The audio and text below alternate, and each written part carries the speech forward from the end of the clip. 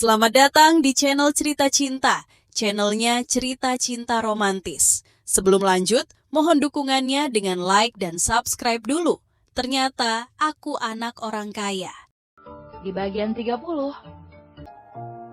Seiring berjalannya waktu, semakin banyak orang yang datang ke pusat pameran Sun Gallery.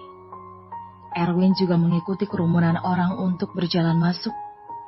Lina dengan penuh kasih sayang meraih lengan Erwin.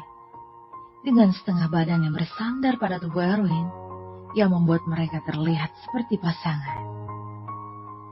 Kemarahan Vincent melonjak dan mengikuti dari belakang dengan kesal. Untungnya, setelah memasuki ruang pameran tersebut, dia terpesona oleh berbagai koleksi berharga yang membuatnya untuk sementara waktu melupakan kecemburuannya. Pada saat ini Erwin juga terpana dengan koleksi antik yang dikumpulkan oleh David. Tidak hanya jumlahnya yang banyak, tetapi beberapa di antaranya juga sangat berharga. Hampir ada 100 koleksi di pameran ini. Jadi setidaknya bernilai 2 triliun.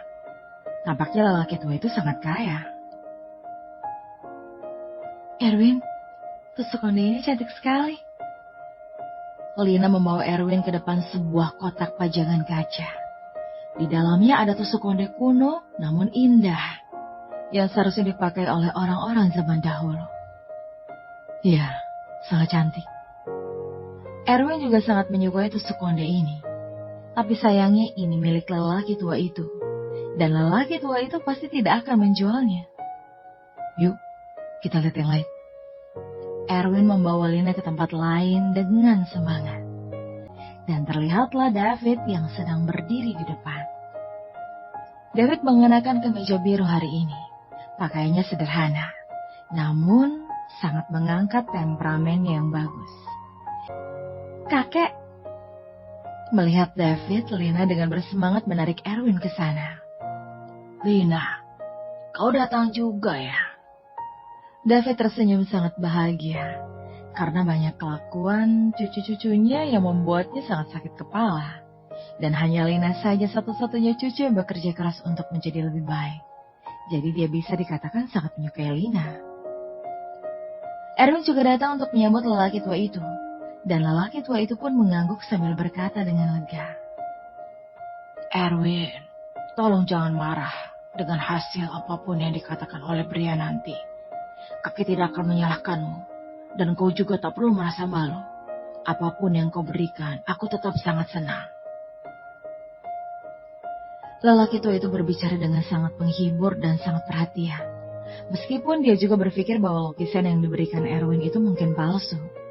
Tapi dia tidak keberatan. Erwin yang punya niat baik untuk memberinya hadiah sudah cukup. Dan asli atau palsu itu tidak penting. Ya. Ekspresi Erwin saat mengatakan itu begitu tenang.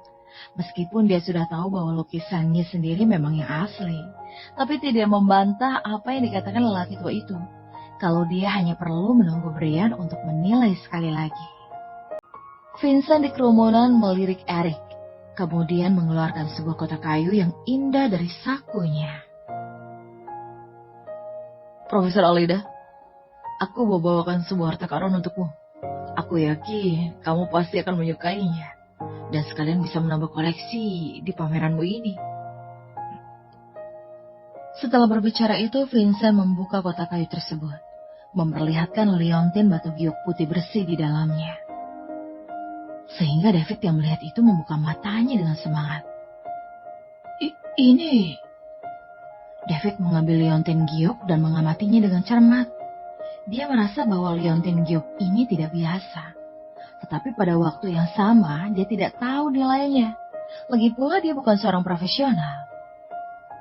Ini adalah liontin batu giok peninggalan kerajaan. Dikatakan sebagai liontin batu giok pribadi milik Kaisar.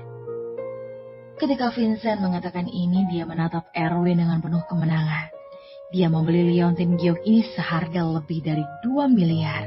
Hanya untuk memenangkan hati lelaki tua itu. Liontin giok milik Kaisar. Ternyata memang benar. Wajah lelaki tua itu terbuka dengan senyum bahagia. Dan terus menyentuh liontin itu. Sepertinya liontin giok ini tidak murah. Selama Profesor Alida menyukainya, seberapapun harga yang tinggi tetap sepadan. Vincent tersenyum penuh kemenangan. Vincent, terima kasih. Kamu sudah memberiku lukisan terkenal yang seharga 76 miliar. Dan sekarang memberiku liontin giok ini. Apa karena perlu bantuanku ya?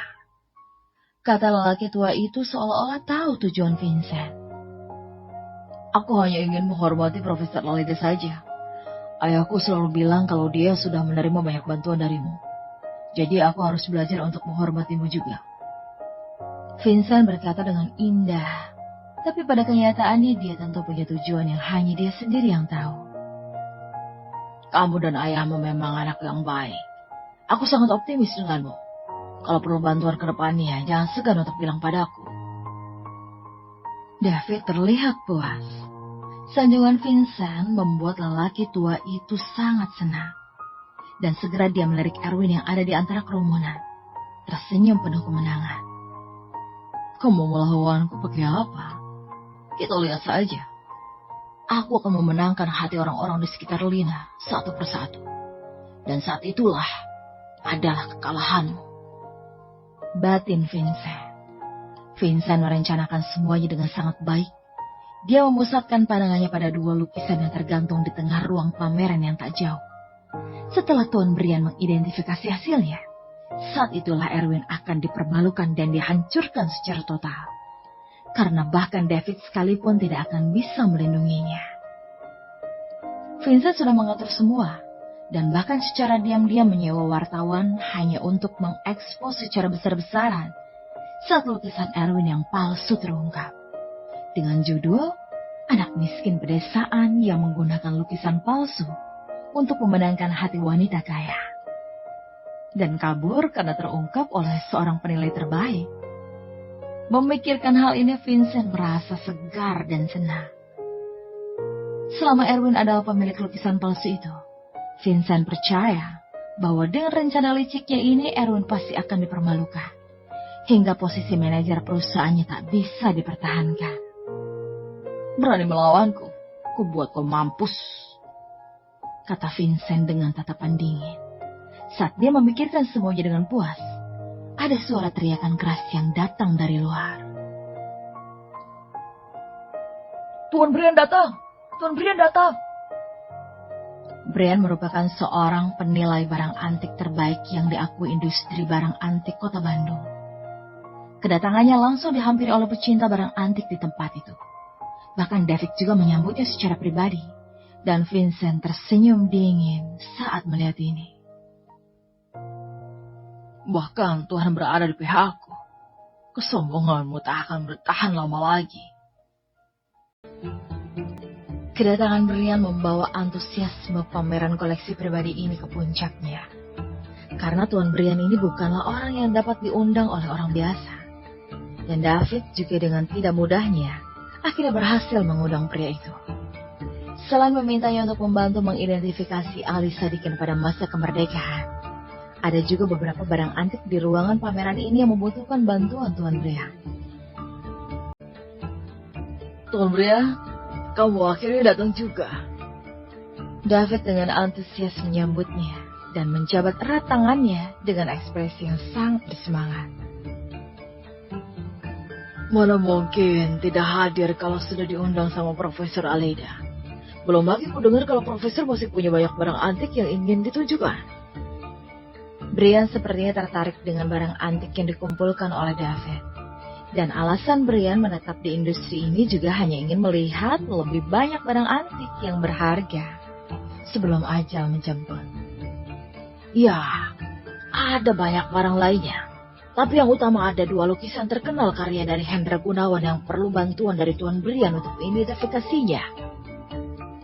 Dia berkata sambil berjalan masuk dan memandu Brian. Banyak orang datang berkerumunan di dekatnya. Ada dua lukisan terkenal Hendra Gunawan? Brian terkejut dan berhenti sejenak karena dia tidak menyangka bisa melihat karya besar lagi. Kemudian bertanya, kalau boleh tahu, karya Hendra Gunawan yang mana? Ali Sadikin pada masa kemerdekaan. Ali Sadikin pada masa kemerdekaan. Brian berhenti tanpa sadar. Bukannya lukisan ini sudah pernah dia identifikasi di tempat Tuan Erwin beberapa hari yang lalu? Apa jangan-jangan ada yang menjual produk palsu pada Tuan David? Memikirkan hal ini, Brian tanpa sadar melirik orang-orang di sekitarnya. Dan dia melihat Erwin yang kebetulan juga melihat kemari, sambil berdiri jinjit di pinggiran luar yang membuatnya terpana sebentar. Oh, ternyata Tuan Erwin ada di sini. Batin Brian. Brian ingin melewati kerumunan untuk menyapa Erwin. Tapi Erwin melambaikan tangan yang berarti menyuruhnya untuk tidak datang dan berpura-pura tidak kenal. Brian sepertinya mengerti maksud dari Tuan Erwin yang ingin rendah hati. Dia terus mengikuti David, tapi dia sangat penasaran serinci apa lukisan tiruan yang mampu bersaing dengan produk asli. Dan Vincent yang sudah menyimak dari tadi menjadi semakin tidak sabar. Sampai 1 jam kemudian dia berhenti mengikuti dan langsung pergi ke tempat di mana 2 lukisan Ali Sadikin pada masa kemerdekaan itu berada. Dan tetap berada di sana. Erwin dan Lila berjalan-jalan di sekitar ruang pameran. Dan akhirnya juga tiba di 2 lukisan itu tepat di tengah ruang pameran. Pada saat ini orang-orang juga banyak yang baru saja selesai melihat barang-barang antik yang lain. Jadi akhirnya juga sampai di sini. Melihat kedua lukisan yang persis sama, mereka tidak bisa menahan diri dan berbisik satu sama lain. Jadi ini Ali Sadikin pada masa kemerdekaan karya Hendra Gunawan. Kedua lukisan ini terlihat sama persis. Iya, sepertinya kemampuan orang yang meniru lukisan ini juga sangat tinggi. Yang bahkan bisa membuat detail mirip itu. Kayaknya cuma Tuan Brian di kota Bandung ini yang bisa membedakan mana yang asli. Aku sangat menantikannya. Hampir semua orang di tempat kejadian menahan nafas. Karena takut akan mengganggu penilaian Tuan Brian yang sedang berlangsung. Brian memegang kaca pembesar dan pena pencahayaan profesionalnya. Dengan hati-hati, mengoreksi detail salah satu lukisan. Dengan ekspresi yang sangat serius. Ali Sadikin pada masa kemerdekaan karya dari Hendra Gunawan adalah lukisan terkenal. Jadi tentu banyak replikanya. Bahkan ada beberapa yang bisa meniru hingga kepadatan tinta dan saturasi garis yang persis sama. Dapat dilihat, bahkan jika tidak ada bantuan alat profesional, pasti akan sulit untuk membedakannya. Vincent sangat menantikan saat ini. Bahkan telapak tangannya berkeringat karena terlalu bersemangat. Erwin, dasar pecundang miskin. Hari kehancuranmu sudah tiba, dan tidak ada yang bisa menghentikannya. Mengingat kembali adegan di mana dia dipermalukan dan direndahkan di klub hiburan golf. Mana mungkin dia tidak dendam pada seorang pecundang miskin yang sudah keterlaluan seperti itu. Brian yang sedang memeriksa sangat lambat di atas panggung. Sehingga membuat orang-orang yang ada di bawah panggung mulai menebak dan saling berbisik. Terutama para anak orang kaya dari keluarga Aleda. Menurutmu lukisan mana yang asli? Bukannya sudah jelas, tentu saja punya Vincent. Dia membelinya seharga 76 miliar, jadi mana mungkin palsu. Betul, aku juga berpikir begitu. Tetapi melihat pemeriksaan Tuan Brian, lukisan palsu punya Erwin sepertinya juga sangat sulit untuk dibedakan deh. Tak tahu dari mana pecundang miskin itu mendapatkan lukisan replika yang bisa begitu mirip. Sebagian besar penonton mengira lukisan Erwin adalah palsu. Setelah setengah jam berlalu, Tuan Brian akhirnya selesai menilai satu lukisan. Kemudian, sekarang berpindah ke lukisan yang satunya lagi. Mata penonton di bawah panggung juga beralih ke lukisan yang satunya tersebut. Dibandingkan dengan penilaian sebelumnya yang memakan waktu lama, Tuan Brian hanya membutuhkan waktu 10 menit untuk menyelesaikan pemeriksaan lukisan ini. Karena dia sudah melihat secara keseluruhan lukisan ini beberapa hari yang lalu. Dari segi detail, garis, kerapatan tinta, dan bahkan saturasi garisnya sudah ada di benaknya. jadi kecepatan pemeriksaannya otomatis sangat cepat. Ketika dia berbalik, penonton di bawah semuanya menunjukkan ekspresi yang sangat menantikan. Bersama